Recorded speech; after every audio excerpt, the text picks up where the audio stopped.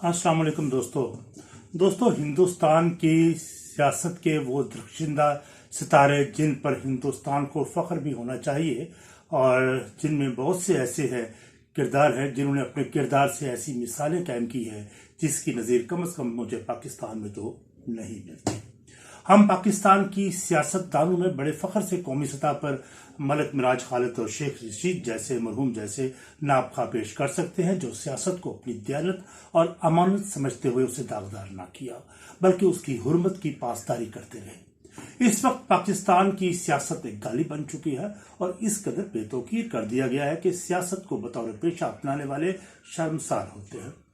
लेकिन हिंदुस्तान में ऐसी बहुत सी हस्तियां मौजूद हैं जिन्होंने सियासत को अपना धर्म माना और उसकी हिफाजत की। एक वाकया मैं आपकी दिलचस्पी के लिए पेश करता हूं। हिंदुस्तान के डिस्ट्रिक्ट अहमद आबाद शहर के एक नवाई इलाके में रहने वाला एक 90 बरस का एक ज़ईफ आदमी जिसके पास कोई दौलत नहीं थी, अपना घर ना था और किराए के घर में रहता था। मालिक मकान कुछ 5 महीने से उसने किराया अदा नहीं किया था। एक दिन मालिक मकान तैश में आया और उसने किराए के लिए तकाजा किया। किराया ना मिल सका तो उसने उस बुजुर्ग आदमी का सामान घर से बाहर फेंक दिया। सामान भी उस शख्स का क्या था, बुजुर्ग का क्या था? एक चारपाई थी, एक प्लास्टिक की बाल्टी थी, चंद बर्तन थे पुराने और बोसीदा। पीराना साली में मुब्तला ये नहीफ शख्स जो मैं अभी आपको स्क्रीन पे भी आपको नजर आ रहा है, बेचारगी की भरपूर तस्वीर बने फुटपाथ पर बैठा था। अहमदाबाद शहर के आम से वाकया का एक आम सा वाकया था।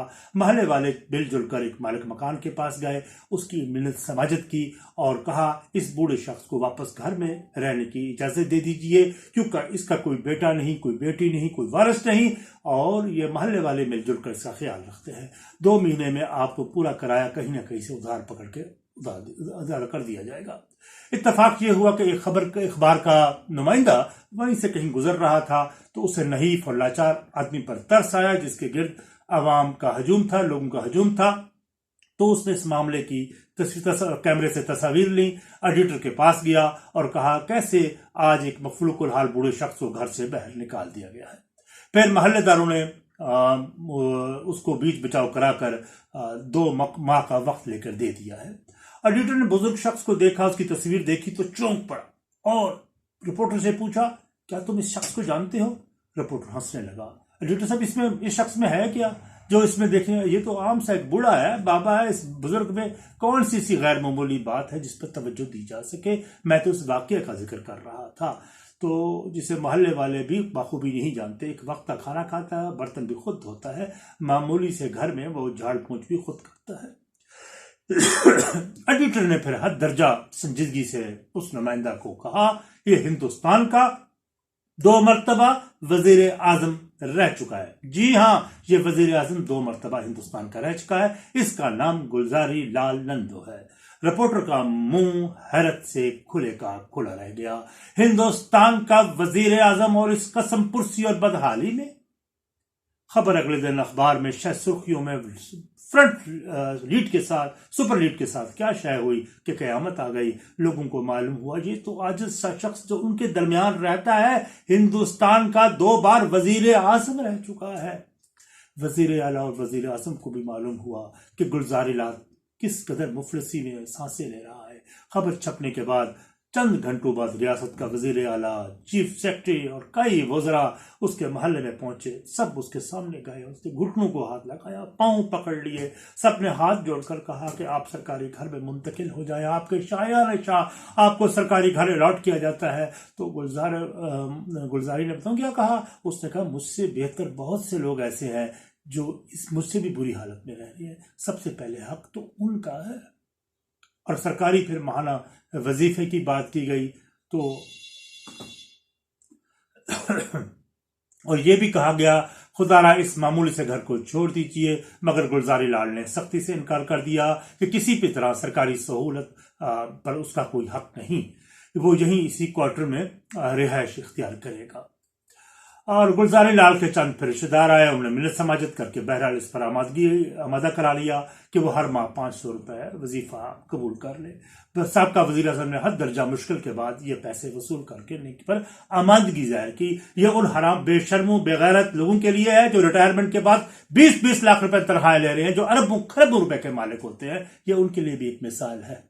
بہرحال اب اس قلیل عرصے میں رقم میں کرایہ کا جو ہے وہ پھر جو سے وہ اپنا کھانا پینا اور کرایہ وہ ادا کرنا شروع ہو گیا، اور پھر وہ جو مالک مکان تھا وہ بھی اس کے پاس پہنچا، اس نے پاؤں پکڑ لیے تو کہ جناب مجھے تو معلوم نہیں تھا کہ اتنی بڑی عظیم ہستی میرے گھر پہ موجود ہے۔ بہرحال اور مرتے دم تک وہ پھر 500 روپے ادا کرتا رہا، اور مرتے دم تک وہ اسی 500 روپے پہ گزارا کرتا رہا۔ گلزاری لال نندا حیرت انگیز کردار کا مالک تھا۔ وہ اور کھولو انہیں کنٹی دے دے گا، ستیہ ناش کر دینا نام مراد عورت نے۔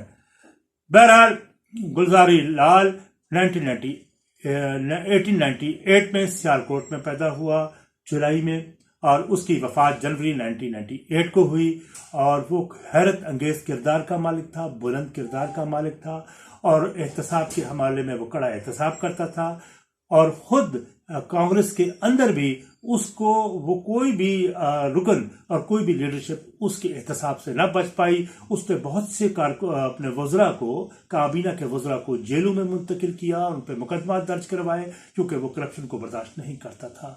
جواہر لال نہرو کے بعد مختصر مدت کے لیے 1964 میں اسے وزیر اعظم بنایا گیا، اور پھر اس کے بعد جب لال بہادر شاستری کی ڈیتھ ہوئی تو اس کے بعد بھی چند دنوں کے لیے اسے وزیر اعظم بنایا گیا۔ گلزاری نے بنیادی طور پر ایف سی کالج لاہور سے اقتصادیات کی تعلیم حاصل کی، بعد میں وہ اقتصادیات کے ٹیچر رہے، استاد رہے، بمبئی اور احمد آباد کی یونیورسٹیوں میں پڑھاتے بھی رہے۔ سیاست میں آئے تو یونین منسٹر، وزیر خارجہ، ڈپٹی چیئرمین پلاننگ کمیشن رہے، متعدد بار لوک سبھا کا ممبر منتخب ہوئے۔ گلزاری لال کا ایک بنیادی فلسفہ تھا کہ زندگی بہت سادگی میں گزارنی چاہیے، کسی شان و شوکت کے بغیر، انتہائی قلیل رقم میں خوش رہنا ہی اصل امتحان ہے۔ ویسے گلزاری لال سادگی بلکہ عسرت میں رہنے کی جو مثال انہوں نے قائم کر دی ہے، اس کے لیے یقینی ہم اور آپ جیسوں کے لیے تو ممکن بھی نہیں ہوگا شاید، لیکن اس کے لیے عظیم کردار کے حامل لوگوں کو مضبوط کردار کا حامل ہونا ضروری ہے۔ 99 سال کی عمر میں فوت ہوتے وقت اس کے پاس کوئی جائیداد نہ تھی، کوئی بینک بیلنس نہیں تھا، کوئی ذاتی گھر نہیں تھا، بس ایک عزت اور وقار تھا، احترام کا تھا، خزانہ تھا جو امیر سے امیر، دولت مند سے دولت مند لوگوں کے پاس نہیں ہوتا۔ یہ بھی حقیقت ہے کہ ہندوستان میں سیاست میں اب حد درجہ کرپشن ہمیں نظر آتی ہے، مگر اس کے باوجود آج بھی گلزاری لال جیسے درجنوں کردار آپ کو مل جائیں گے۔ انڈیا میں کسی ایسے بلند سطح کے سیاستدان آج بھی موجود ہے جن کے اثاثے کچھ بھی نہیں ہے، مگر اس سطح کی سادگی کی مثال ہماری ہاں کی اعلیٰ ترین لیڈرشپ جو اٹلی کے تیار شدہ شوز اور مہنگے سگار منہ میں لیے انتہائی عیش و عشرت کی زندگی بسر کرتے ہوئے بڑے بگلوں میں رہتے ہیں، اور سیاسی قائدین اس قوم کو کوئی سادگی کی عظیم ترین مثال نہ دے سکے۔ اور اگر آج پاکستان جس حالت میں ہے تو اس پر تعجب بھی نہیں ہے، نہیں ہونا چاہیے، کیونکہ آپ کی لیڈرشپ نے ایک سبق دیا تھا، وہ تھا دولت کا حصول، اقتدار کا حصول ہر حالت پہ، اور عیش و آرام کی زندگی، اور یہی سب سے بڑا المیہ رہا پاکستان کا کہ آج ہم پاکستان قرضوں میں ڈوب چکا ہے۔ اجازت، اپنی آرا سے ضرور نوازا، اور مجھے بتائیے گا کہ آپ کو اگر یہ ولاگ پسند آیا ہے تو آپ اپنے ارد گرد اس سماج میں ایسی کچھ شخصیات کو ڈھونڈ لیے گا، یہی وہ نابخواہ لوگ ہیں جو لیاقت، دیانت اور جن کو امانت اگر سونپ دی جائے اقتدار کی تو اس میں وہ ڈنڈی نہیں ماریں گے۔ والسلام، شکریہ۔